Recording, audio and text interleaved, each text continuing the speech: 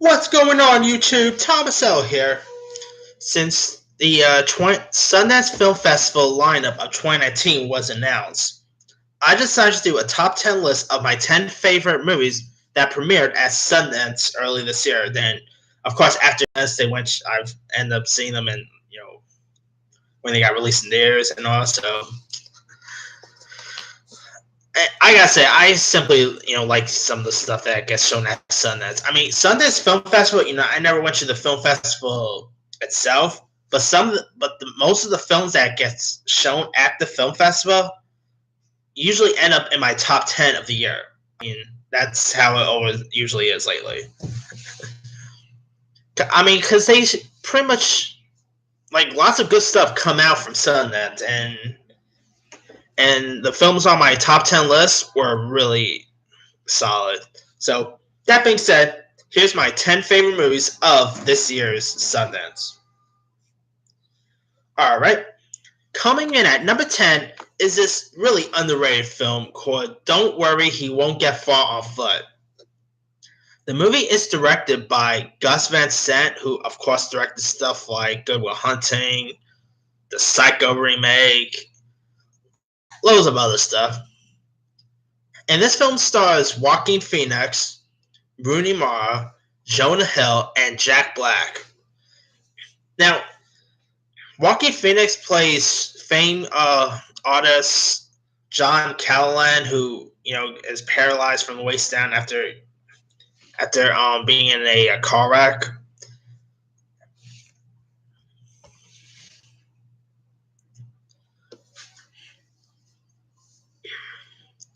And soon he finds himself with a new lease on life when his edgy and newspaper cartoons gets national and devoted following. Like his cartoons drawings got some good response, but some other not so good response because the cartoons that he drew was actually offended people. This was a really good movie. I mean, Joaquin Phoenix I thought he gave a better performance in this than he did in that what was that film name? Damn it, what was that film that?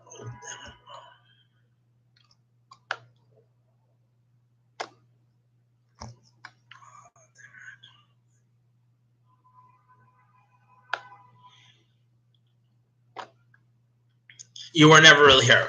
Why did I freeze up on that name? Anyway, now he was good in You Were Never Really Here, but I actually thought he gave a better performance in this.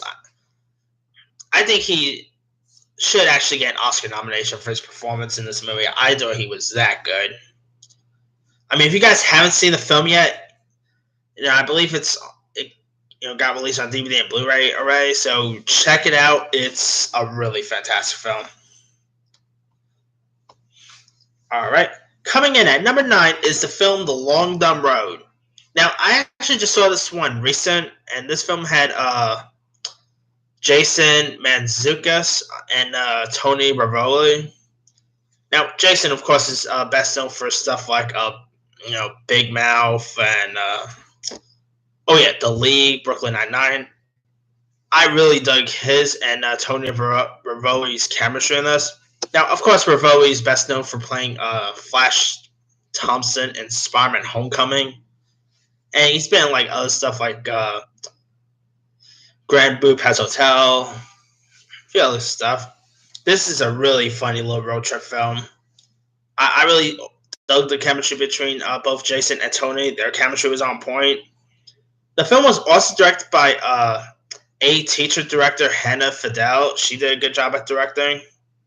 This movie was really funny. It had some heart in it. Such a good little film. If you guys haven't had a chance to check out The Long Dumb Road yet, give it a go. It's really funny. All right. Coming in at number 8 will be the film Hearts Beat Loud. Now, this movie is directed by Brett Haley, who also directed that Sam Elliott film, The Hero, which also premiered at Sundance. Hearts Beat Loud is also a really good little film. I mean, it stars Nick Offerman, Kiersey Clemens, Sasha Lane, Blythe Danner. Good cast. I mean, the music in this was really good.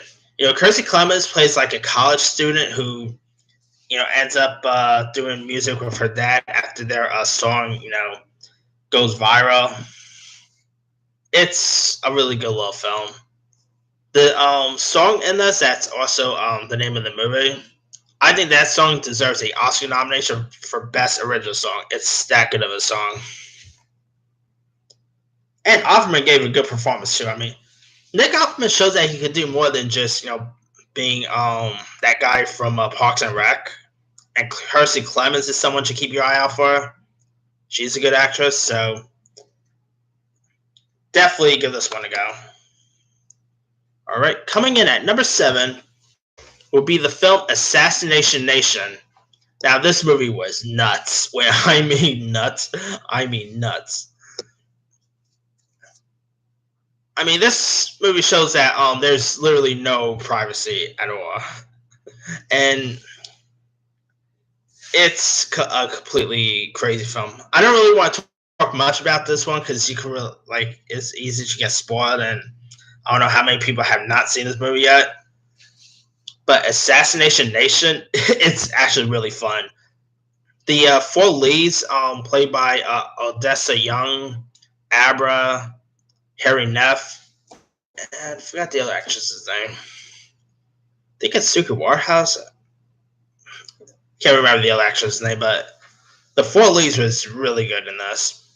You even had Bella Dorn, Joe McHale was in this.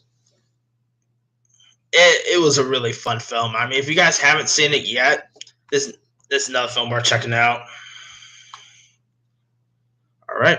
Coming in at number 6 will be Leave No Trace. Now, Leave No Trace starred Ben Foster and this newcomer named Thomasin McKenzie.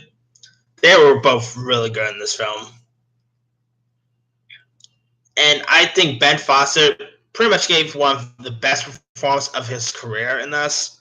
Ben Foster is, of course, a good actor. I mean, every time he's in something, he really delivers. Even when he's in a not-so-good movie like that Inferno film, he could be good in it. So, and he really delivered here. And then this actress named Thomasin McKenzie, I thought she's someone to keep your eye out for. She's also in that new Top Gun sequel, and she's going to be loads of other stuff in the future. Yeah, I mean, Leave No Trace it's a really good love film. I mean, it's from the same director of that Melissa Leo film, Frozen River. I mean, if you guys haven't had a chance to check this film out yet, wait, that's it. I meant Winter's Bone, my bad. For some reason, I got Winter's Bone and Frozen River mixed up. Anyway. But yeah, it's from the same director of, Winter's Bone, which of course scored Jennifer Lawrence her first Oscar.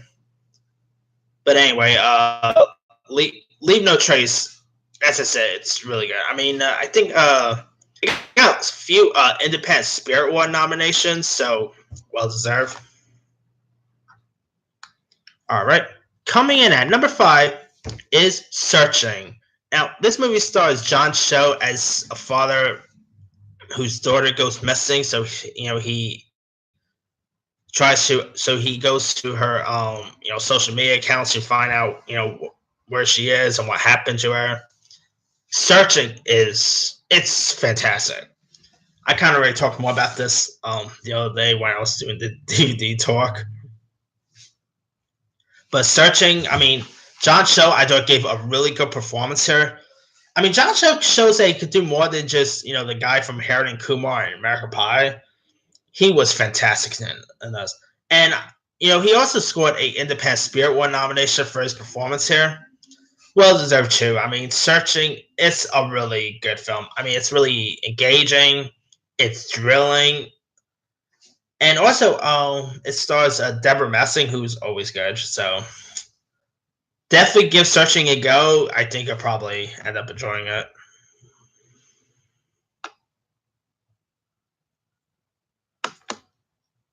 All right. Coming in at number 4 is 8th Grade. Now, this film starred Elsie Fisher, who I believe scored a Independent Spirit Award nomination for this, if I'm not mistaken. And it was also directed by comic Bo Burnham. Eighth Grade is a really fantastic coming of age movie. I kind of talked about this a lot lately, but I can't help it. Eighth Grade, it's definitely a film worth checking out. This film pretty much stars Elsie Fisher as like a middle schooler who is entering the last year of her eighth grade life, and of course she's getting on her way to high school, and her dad is played by actor Josh Hamilton from 13 Reasons Why. Josh Hamilton was amazing in this. This is a really good film and a really good directorial debut by Bo Burnham.